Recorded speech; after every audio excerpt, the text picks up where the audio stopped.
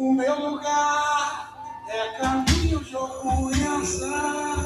Lá tem sala até de manhã, uma giga em cada andar. O meu lugar é cercado de luto e suor, esperança num mundo melhor e cerveja pra comemorar. Bom dia! Charles Clark, your real estate investment broker, here with another bright idea. Sorry about that. Got things going on here. Charles Clark here. Thank you again for joining me for another Beast Council podcast. I am your host, and it will just be me tonight. No special guests because I do want to speak on a particular topic that is I feel like is normally talked with real estate, but more importantly, just in life, and that is a mind shift. But before we get into that, always like to give a shout out to Next Home My Way, the real estate brokerage where I hang up my license. Next Home My Way is located here in Milwaukee, Wisconsin. We cover southeastern Wisconsin and other surrounding areas, the greater Milwaukee County area and other counties around us. But we also have a branch in Lake Mary, Florida, where our broker owner, Angel, is housed, but originally started the brokerage here in Milwaukee and expanded in Florida. So doing big things, and always like to push um, Next Home My Way. So if you are a real estate agent, if you are a real estate broker and you're looking for new opportunities, um, a new home to build your brand and to build your business, you got to check out Next Home My Way. It is a place where you can call home, where you can have diversity and a group of individuals that are genuinely looking to help you build your business and build your brand and help you grow as a person. So, always want to give a big shout out to Next On My Way. They have allowed me to bring myself to this point where I am, you know, doing videos on a daily basis now, where it was something I'd completely shunned. So I am very grateful that they gave me the space to do that. So big shout out to them. Um, um, and always want to give a big out shout to my team, Raise the Standard, where our motto is we don't help you buy a property, we help you build a real estate investment business. We just so happen to buy properties, right? So that is our motto, that is our slogan, that is what we're here for. That is what makes us different than other real estate agents and brokers, is that we focus on the real estate investor. We want to help them grow their portfolio. My goal is always with um, new clients that I work with, I try to get them to $1 million portfolio in the first 3 years of us working. And if that's something they want to do, now obviously I have clients that want to slowly build their portfolio over time because they enjoy their life and they just know that they need to have real estate investments in their portfolio entirely. And um, so having that focus allows us to truly just focus on those clients. So one of the things we say, we don't ask for referrals because the next deal we want to come from you. So that is something that we thrive on my team, of just focusing on those real estate investors. And it's not to say we don't help people buy homes. I always tell people I will help my clients buy their dream house after we've built their real estate portfolio. Because for me, it's not about the one-off transactions. It's seeing these individuals grow over time, which we'll get into detail. But before I move past, I always like to share the three values that we at Raise the Standard live by. And if you are an agent or broker that want to be a part of um, a business model that just helps real estate investors build their real estate portfolio, these are one of the, I would say, the three reasons why you should. Our first is raise the standard of living. Our goal is in every transaction is to have our clients win, their family win, we win, and the community win. If if all three of those are not in the deal, we don't want to be part of it. So we want to have those values and those morals when we're going in each and every deal that we do. Second one is be better by being better. We always want self improvement. We always want to improve every day, every week. And if it's, hey, I was sick yesterday and now I'm actually crawling out of bed. Well, that was a win, right? We try to get better. We try to improve. If it's, I got an 80, well, let's shoot for 85, right? If hey, we got 83, we got better, right? And if those days where we do take a step back, we recognize and we adapt and we adjust. And so that's the model that we always have, is that even on our bad days, we can still be good. Um, and our last one is, what's your legacy? I try to approach that in every decision that I make.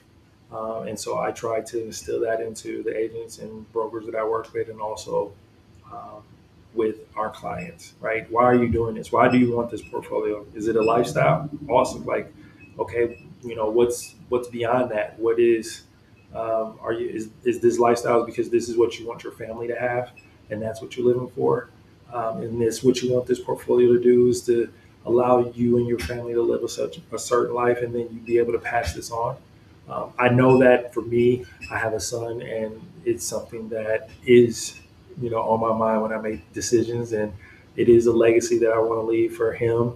And you know, as I tell everyone, I don't expect him to get into real estate, but I know real estate needs to be part of his life, and whatever he decides to do, I know that um, having a portfolio of real estate is important because it just opens up doors that aren't there for most individuals. There you have it. That is raise the standard. Now, getting back to the Aspire Beast Council, obviously, Aspire is the real estate investment group that me and the co-creator, Devin, um, what we're trying to build, and it's basically an ecosystem. And um, because we decide to just focus on real estate investors, and Devin is my partner who was on our last podcast. You should have saw some of the posts, and we put that video out. So please check that video out. Devin is also a real estate broker, and he works mostly on the commercial side. And he's in school, and that's where he goes to UW Milwaukee, and that's where I met him. I in the UW Milwaukee Lombard Business School mentoring program because I went through that long, long time ago, and I mentor business students that go through there, and Devin was one of them, and we just hit it off, and decided to take this ecosystem that I was kind of slowly building with um, um, at my brokerage, right? Because I just want to work with investors, and I knew it was important to try to build a community and try to build a system or ecosystem where individuals can come and talk about real estate, right, locally, not just like, on bigger pockets and things of that nature, but, bring deals and talk about processes and talk about systems and who was a painter you use and where, what did you do in this situation with this tenant. I felt it was important, especially because, you know, I want to say 40 to 50% of my clientele is out of state investors. And I feel like it's very important for them to be able to communicate with people locally in the community because it is important for me to ensure that the investors that I'm helping are improving the communities. Because we all know that there are investors out there that are just buying property and trying to raise rent without improving that property. and it's a hazardous health, it's a hazardous eyesore in the community. And I wanted to make sure that I gave the resources necessary to the clients that I work with to ensure that they are not only um, generating income off of these investments, but also improving the communities and leaving things in a better place. And as I said, raise the standard of living, right? Because if the tenant standard of living is not better because we did this deal, then why are we doing it, right? So that is something that I had in my thinking when wanting to provide something to my clients. And it was partner up with people locally that were putting on groups, and then working with Devin where we built if you want to say an education school system through Aspire, where we are putting on a 90-day cohort where we are taking people who've never done a deal, or they've already done one deal and they're looking to get their next deal. Our goal is with our 90-day program is to help individuals go from, I've been thinking about this, and I don't necessarily know where to start, to three outcomes. One, we figured out that they can't get pre-approved and they can't get a down payment. That's still not a situation where we can't get better, right? Be better by being better. So out of that situation, we're going to help them get a business plan so that when they do get that pre-approval letter and when they do get that down payment, they know exactly what they need to do and they know how to make that next step. The second outcome is you get an accepted offer, because within the first 30 days, as we get things situated, even before then, right? Because we're going to tell them that they need to go to a lender and get pre-approved, right? And if they can, then we take the next step. So we kind of force the issue of helping people and holding them accountable, because that's really what Aspire is all about. It's about execution. It's not about talking about being in real estate. It's about being in real estate, and always taking a step towards being in real estate. Every day you can take a step. Every day you can analyze a deal, and then you can go walk past a house. Hey, maybe an agent don't take you to it. Walk past it. Walk in that neighborhood. Drive in that neighborhood. Start understanding the neighborhoods you want to buy in. Understanding what's around it. Because you are a business owner that's selling a product, right? And most people just assume, hey, I buy real estate. I'm gonna rent it. There's been months where I've had a vacancy because I had to figure out how to make the product the best product in the community so that someone will want to purchase it. People don't talk about, when you have a vacancy for a while and you're starting to pay a mortgage out of your income, right? Everyone just talks about this win-win situation, and that's not always the case. So that is very important for us to get across and help individuals understand that they're not just buying a property, right? They are buying a business. It just so happens to be the property. And so Aspire just wanted to help people better understand and that's part of what I want to get into and talk about deeper of how I kind of work with clients and some of the things that I have to deal with, not only being a real estate investment broker, but also being an investor myself, and the approach that I have to take when working with my clients. And it's not just showing properties, and that's what I try to explain to people, how I am different than most agents, because I want to work with real estate investors, and I'm not just helping someone purchase a home, right? First off, I think those are two entirely different things. Someone purchasing a home and someone purchasing a real estate investment property are two entirely different things, because to me, one is a liability and one is an asset. I believe your single family home, your home where you live and lay your head, is a liability. And you might say, why is that, Charles? Because I have equity. It's the largest asset that most individuals purchase in their lives, is the biggest asset they'll ever own. Blah, blah, blah, blah. That could be true if you don't invest in other things, right? Because you can have a 401k that could be worth millions of dollars, and your house is just worth 400,000. So we'll nip that in the bud. But most people talk about equity, and this is part of what I want to talk about with Mind Shift, and that's the topic of discussion today is what makes me different than most other agents. This mind shift is that I have to work with my clients to help them understand that they're not buying a home, they're not buying property, right? And as I go into it, I'll explain that more. But let me go back to the equity thing. So, equity to me is paper money.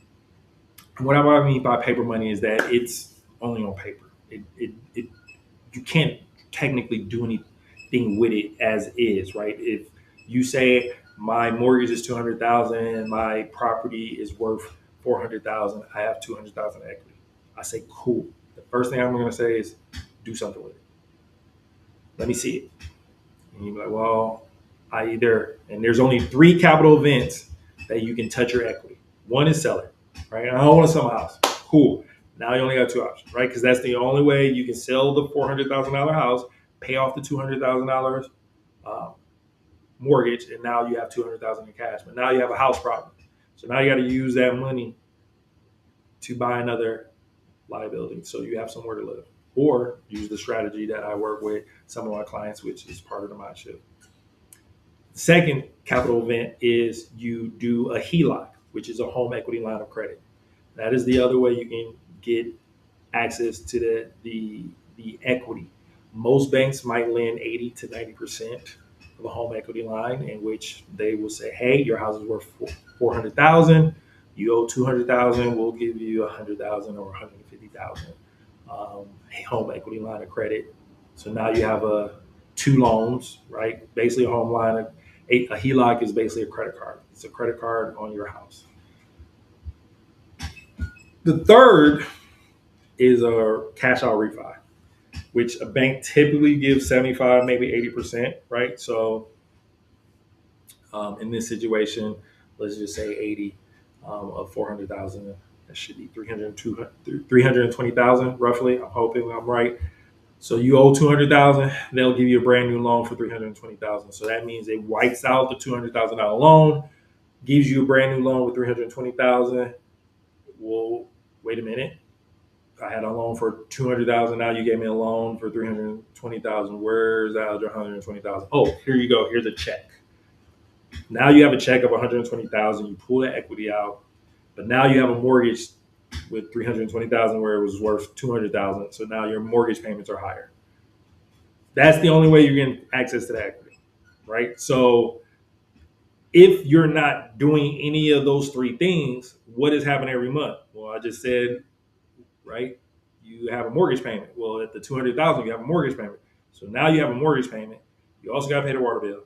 You also got to pay the electric bill. You also got to fix things when they're broke, because normally when you were a renter, the landlord did it, which right now we're trying to get you to become that person now. Taxes, and any, obviously I already probably have furniture, but you want to update it, you want to paint it, you want to do all. Most real estate agents don't talk about this side, right? So most of the times people are like, my rent is $1,500. I can get a mortgage that's $1,300. Yeah, I will save $200 if I buy a home. You will not be saving $200. You actually will be paying probably 1,000 more than what you're paying now, right? Because that's what happens, right? Because now, obviously, you're already paying your electric bill, but you wasn't paying a water bill. You wasn't paying renter's insurance, but now you have to have home insurance, right? There's all these other costs that comes with owning a home, and that's money going out. So if money's going out, it's building equity, but you can't touch it. So I'm only losing money, and I'm only on paper cash flowing. By definition, that's a liability. I don't care what you say.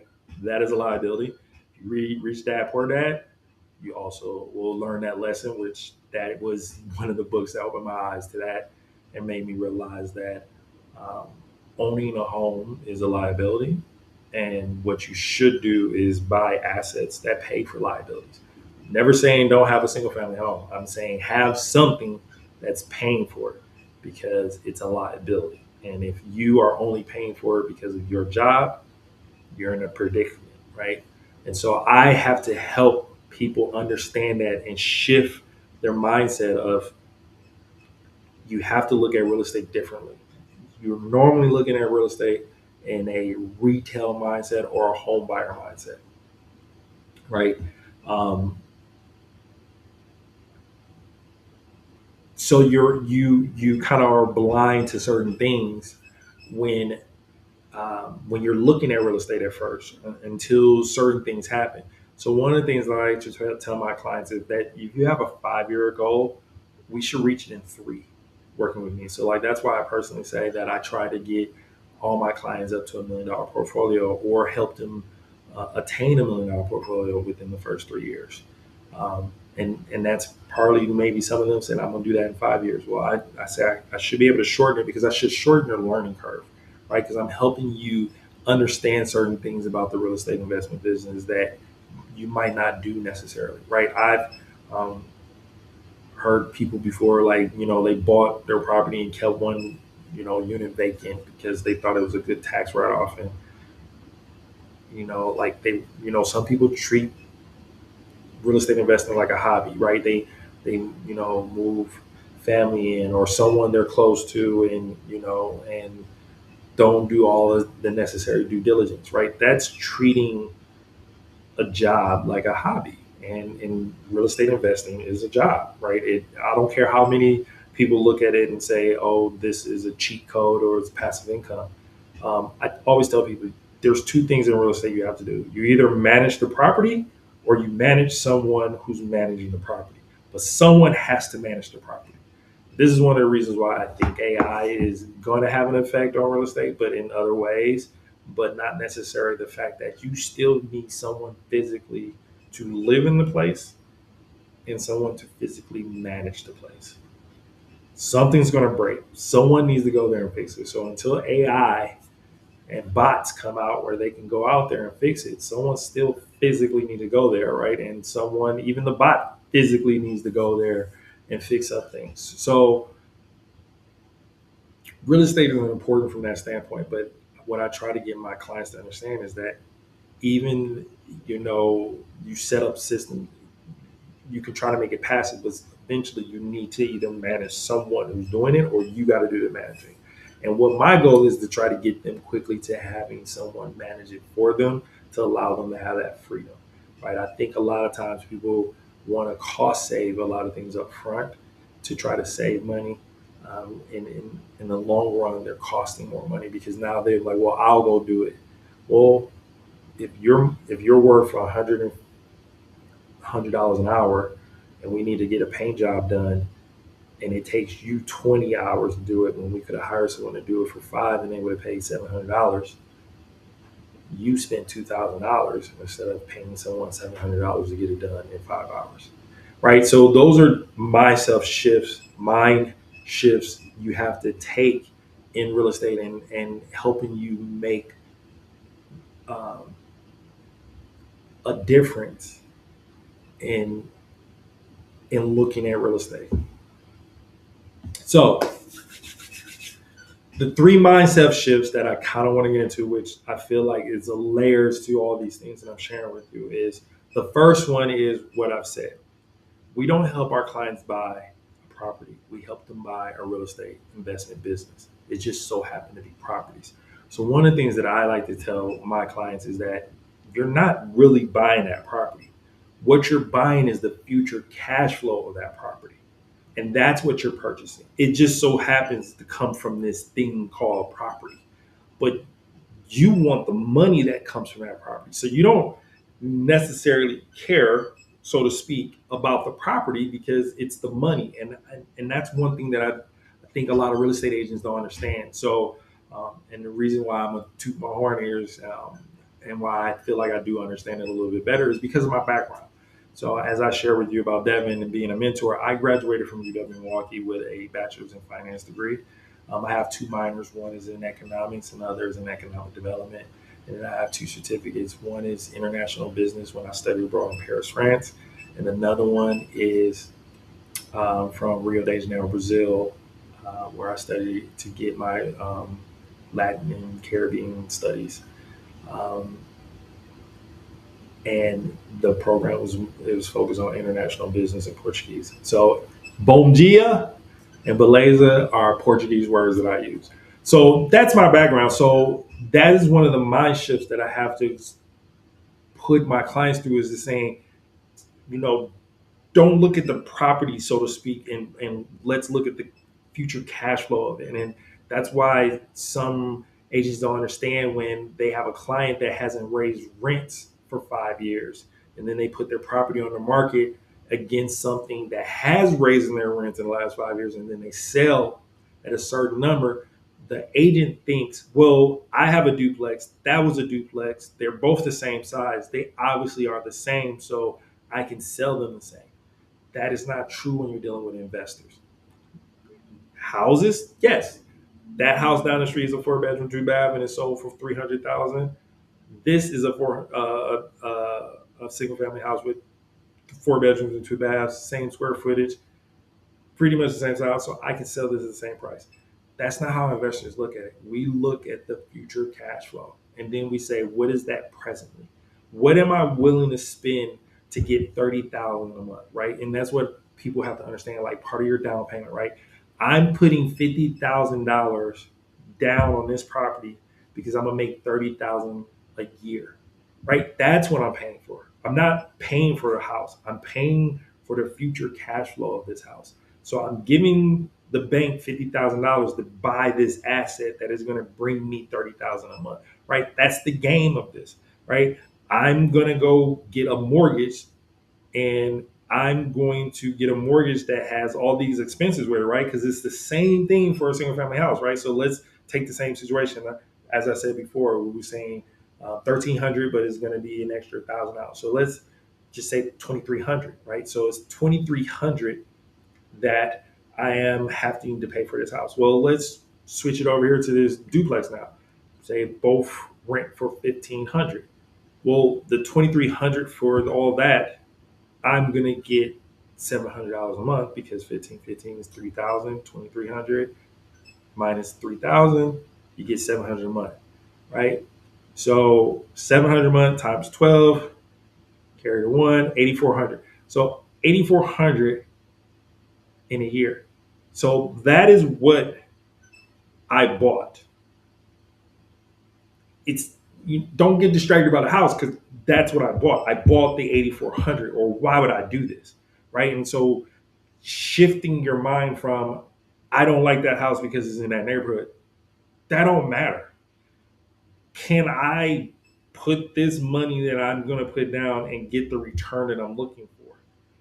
Is that a yes or no? And if it's a yes, then why would I move forward? Right? Well, it's a headache. If it's been renting, and the rent roll shows that it's been renting, and it's, that money is there, why would it matter if it was in a neighborhood that I might felt some type of way because of stories? Right? We have that here in Milwaukee. It's 53206, which is one of the zip codes that I want to affect the most. That's my lifelong dream, is to raise the ARV of that community. I believe right now it's like 90,000. I hope in the next 10 to 15 years, with some work and focus on my part, we can get that up to about 130, 150. I know that might not sound like a lot, but if you understand that community and how has it been affected, being one of the zip codes with the highest incarcerated per capita in the United States, you will understand how I feel so passionate about if we are able to improve that community, right? So even with me wanting to do that, I still need a return, right? So even though I want to do this good deed, I still gotta get a return on my investment, right? And so that is the mind shift that I have to take a lot of my clients with, which helping them like analyze deals and understand how to analyze deals, and get them emotionally removed from being blinded by what they feel what is a good or bad neighborhood. You're not looking for a good or bad neighborhood. You're looking for good deals. And sometimes good deals are in bad neighborhoods. And sometimes you doing that good deal in that bad neighborhood is the first move into turning that bad neighborhood into a good neighborhood.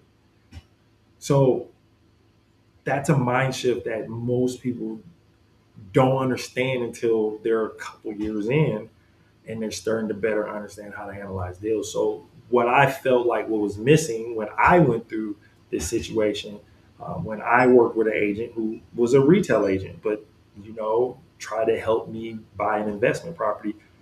I did all the analyzing. I did all the negotiation.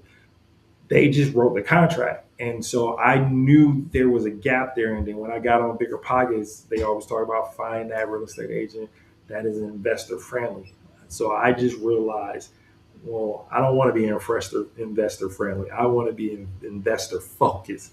And that is what I wanted to do, is that I just wanted to help investors because I knew there was a gap in the market of um, working with those type of individuals, because I would be around other agents and I would always hear them say, "Yeah, I got this guy who comes and buys a few properties a year," and I just thought like, okay, you have someone that literally comes buy multiple properties from you every year, and you're not focused on them. Like, why would I go and try to work with someone who's going to buy one house and I won't hear from them for the next 5 to 7 years? Um, so that was kind of the approach, and that was my mind shift, right? Um, that's the things that I try to help people focus on, of more of the number aspect of not falling in love with a property because it looks pretty and everything else, or you really love the neighborhood. It's finding the deal, right? It's about finding the deal, and that's why people say, "Are you in the market?" I'm always in the market because I'm always looking for a deal, because even in the worst market, some of the most millionaires in real estate were created in those markets because other people were foreclosing and they had the opportunity to buy those things. So you're always in the market. There's always a way to make a deal happen. You can always find someone who has cash that is ready to make some money if it's a good deal. So you're always in the market, and that's another mind shift that I have to put my clients on, is that you're always looking for deals. Even if you just closed on a deal, you should still be analyzing deals. You should still be looking at deals. You should still be sharpening the tool. You should be sharpening that axe every chance you get. You still analyze deals even when you close on a deal. Because you never know, you might find a deal the next day and you can still put that deal together, right? You scale. It's about scaling. And eventually, yes, you're going to spread yourself thin, and that's when you bring a team together. You can't do this by yourself.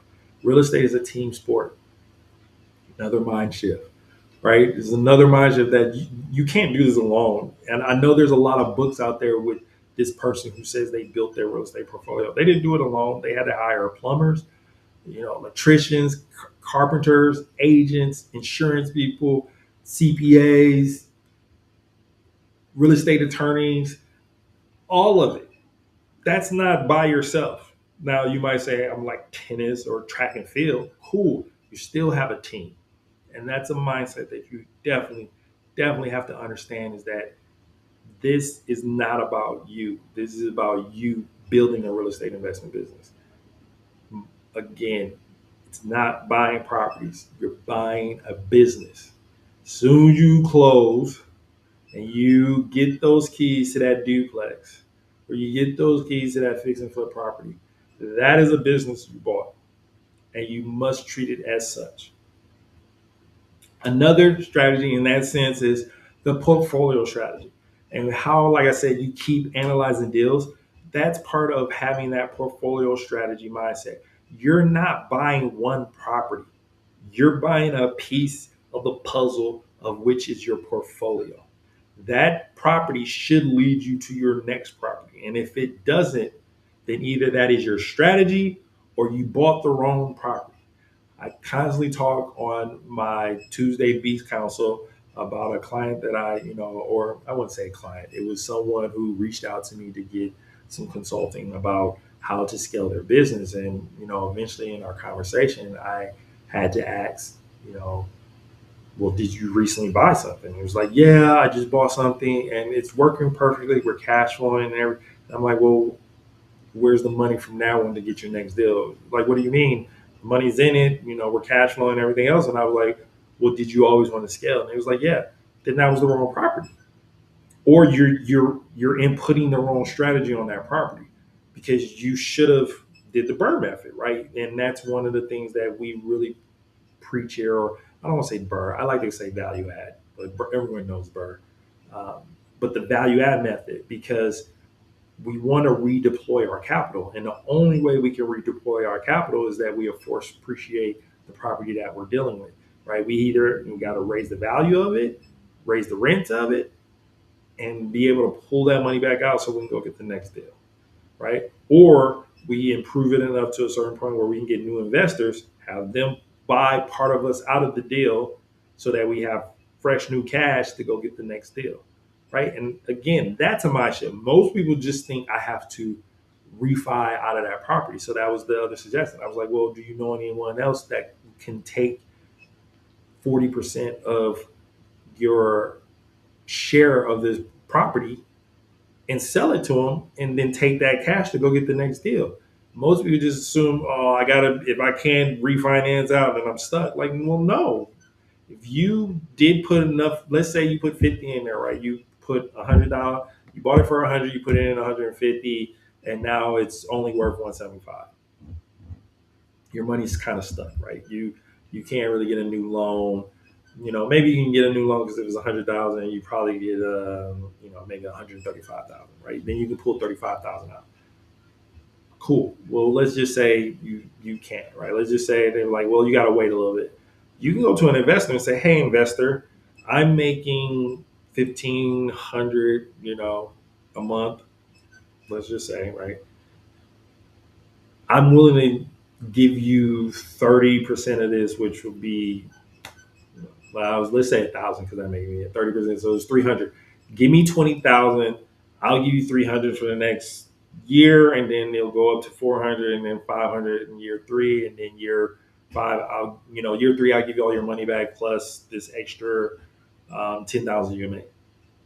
Someone will take that, and you didn't have to refinance. That's a agreement you have with that investor to get them the cash flow that they're looking for, right? That might be a higher interest or return that they can get on their money than they could if they were in, stock market or um, savings, right? So you can talk to certain people that might be like, yeah, I got 50,000 in my savings account. I'm not getting anything from this. If you could put it in something and give me way more, why would I do that? So that's part of the portfolio strategy, that each property that you have should be leading to the next one, right? And one of the, people ask me like, well, should I do fix and flips or rentals? Well, I tell them you should do both, right? I say you should be on a cycle. Do three fix and flips, and by your fourth one, you buy a rental property. And then out of that rental property, you do value add so you can still pull some of that money out. But if you did three fix and flips, you should have some extra cash where the fourth purchase is the rental, and you should either have some extra cash left over, or to put in that property to raise the value of it, and then you pull that money out, and then you start it all over again, right? Now I buy more fix and flips. Eventually, you might grow out of it because you grow yourself to another. Now you're just buying rentals, right? That's what most people happen, right?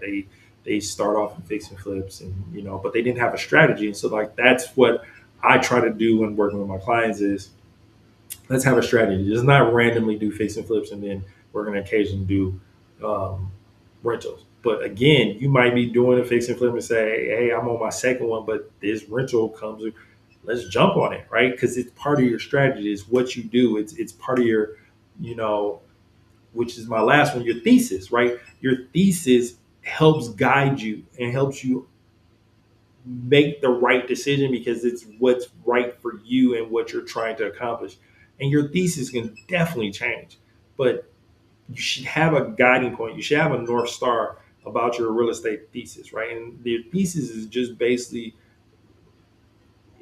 when push comes to shove, this is what we do, right? That's ultimately what that is when push comes to shove, this is what we do no matter what. And the reason why you want to have that is because you want to turn your entrepreneur business into a full-fledged business. And then to have a full-fledged business, you need other individuals to make choices like they are you. And the only way you can have that is that you have a thesis, an investment thesis for yourself so that you know what to do in these situations, right? You want to get to a point where you're working with people and you're doing a fix and flip. They can go out there and see what a good fix and flip is, and they can make the deal happen and not need to wait for you to necessarily be there and make a choice. You want to go on vacations. You're going to be on vacation and you're going to still miss out on deals. You're not going to be on vacation a long way for a while, right? If you're missing deals because you are having fun, you're going to miss out on deals. You're going to miss out on opportunities. You're going to miss out on living the life you really want to have because you don't have a system in place. You don't have an investment thesis that you work off of so that when you're on vacation and somebody throws something you across your desk, you can make a decision right away and get back to that vacation. I always share to people that one of the greatest vacations I've been on, I worked probably almost every day. I was in Mexico and had a ball. And but part of those days I was writing offers, and then later in the day I was at the pool. You gotta have an investment thesis because it leads to how the life you're gonna live, right? And then it's all again about a mind shift because you have to approach this like a business. And if you don't have an investment thesis, you're just going off the seat of your pants. You are just not running this ship like it's a business, right? You're not treating this like it's a business. You're treating it like a hobby. And without an investment thesis, that is literally what you have. And what an investment thesis is for example, I look for anything from a single family to a 20 unit apartment complex. I do fix and flips and value add. I see those are the same because a fix and flip is just a value add that I sell, and a value add rental is just a rental that I fix up and keep and collect cash flow. So to me, those are the same things because of the thesis that I have is that I look for all value add deals. I look for in B to D neighborhoods. I want a 1.2 to 1.3 DSCR, and I look to have um, cash flow, cash on cash return um, between 10 and 15%. My goal is to raise the standard of living for all those individuals that I encounter. So, any contractor, any partner, any investor client, any tenant, their lives should be better because of the deal that we done. That is a nutshell of my thesis, right? So I can give that to someone, and someone can say this deal works for you because it meets all of these criteria. Here you go, Charles. Can you make a decision? Now it's just for me to run the numbers and verify what he's telling me is true, or she, and then make the deal. There's no back and forth. There's no what should I do because if it meets my criteria, I already know what to do. I know to move forward, right? That's execution. It's all about how do I move forward? How do I create systems so that I know what next step that I need to take? And that is what having an investment thesis is so that you can make the decisions necessary to build your real estate investment business. There you have it. Mind shift. You have to go through a mind shift to be in real estate investing. If you do not go through that, you will fail. You will you will buy real estate. I have seen it. There's 8 people who have 50 units, and they are what I call you're either a real estate investor or an investor who invests in real estate. And some of those individuals who are investors who invest in real estate are hobbyists, and they think they are real estate investors. Because anyone who hasn't raised their rent in 5+ years, you're a hobbyist. You are not a real estate investor, and you could be a millionaire. I don't care what you say. You haven't raised rent, and you haven't did it. Now you want to sell your property at top dollar. You are a hobbyist because if you truly understand real estate investors, you would know that that's not how investors are. You're just grabbing, hoping another bad investor doesn't realize they're getting taken through the ringer because you are a hobbyist. I know that's a hot take, but I got to be real because there is a lot of investors out there. I would say a lot of hobbyists disguised as investors. So there you have it. The mind shift that you need to go through, and I'll just say it's three of them. It's buying future cash flow. You have to understand that it's not necessarily about buying the property. It's buying the future cash flow that you can get from the property. That is what you're paying for. So when you put your money down for a down payment, that is what you're paying for, right? So it's I'm putting $20,000 down so that I can make 15,000 a year. And some people are like, well, why would I do that? Well, I pay 20,000 once and I get 15,000 every year after that. Excuse me. I will take that every time, right? Because 30,000 a year or two, I already made my money back. Second one is portfolio strategy. Each deal should lead to the next. No deal should be in isolation. No deal should be like, I just bought this. If you did that, that's you're being a hobbyist and that is something else. But each deal should lead to something else, and that is how you should have a portfolio strategy, which then leads into the last one, which is your investment thesis.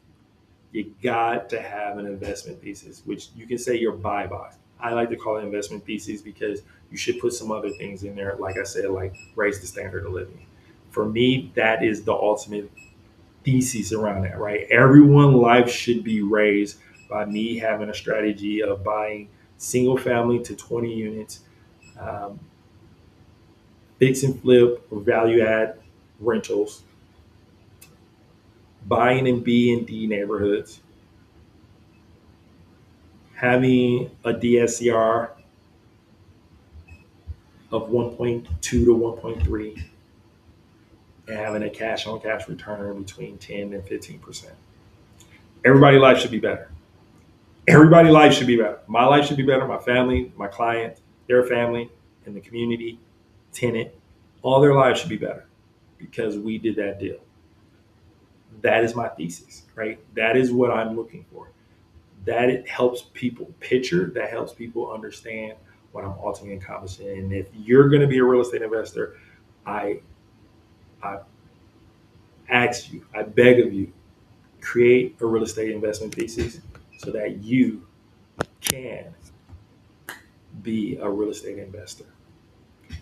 All right. With that being said, again, Aspire, let me give a big shout out to Aspire and show you the website that you need to go to. Um,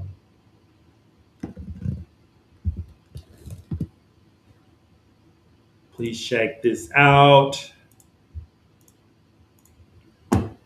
This is um, our website, Aspire Investing, our mission, Aspire Investing. Um, our mission is to build a self-sustaining real estate ecosystem where those willing to learn, execute, and grow can create real lasting wealth for themselves, their families, and their communities. We are turning ambition into assets and effort into legacy. So we have a charter. We are built on four engines, one ecosystem. Obviously, with us being licensed brokers, our transaction velocity is about the brokers getting transactions right. We want to get you in transactions. We want to do the transactions. Wealth engine, fix and flip, value add, right? That's building the wealth, right? We bought something for 100,000 and now it's worth 300,000. We put 100,000 in and now it's worth 300,000. That's building wealth.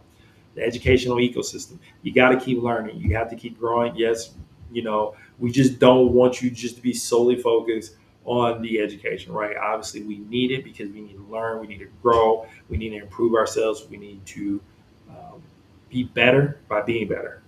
And then the mentor mandate, you got to help your next person, right? You got to build partner development, right? You have to grow not only as an individual but as a group, a team, a company, an organization, a movement, all those things, right? And it's about like what's your legacy. Mentorship is not something I just preach, I live by, right? Me and Devin, mentor mentee relationship is what started this, right? um, that's so huge because you always got to reach back to pull someone back up, right? And that's what we're built on. Legacies aren't inherited, they're built, guys. And that's what we push so hard here. Um, we want you to understand that you can't build legacies without building it. And there you have it. I'm Charles Clark, your real estate investment broker, here with another bright idea. Belay